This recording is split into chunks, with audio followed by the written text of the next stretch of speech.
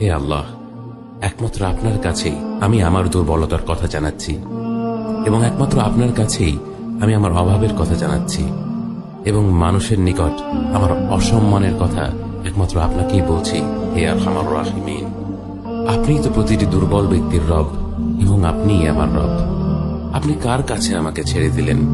এমন অচেনা মানুষদের কাছে যারা আমার ক্ষতি করতে চায়, নাকি এমন শত্রুর কাছে যাকে আপনি আমার চেয়ে অধিক শক্তি দিয়েছেন? হে আল্লাহ, যদি আপনি আমার উপর রাগ না করে থাকেন তাহলে এর কিছুতে আমার কিছু আসে যায় না, কিন্তু আপনার আশ্রয় পেলে আমার পরিস্থিতি আরেকটু সহনীয় হবে।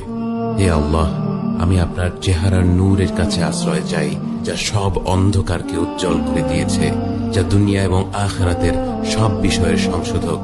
আল্লাহ, আপনার রাগ এবং অসন্তুষ্টি থেকে আমি রেহাই চাই। আল্লাহ, এসব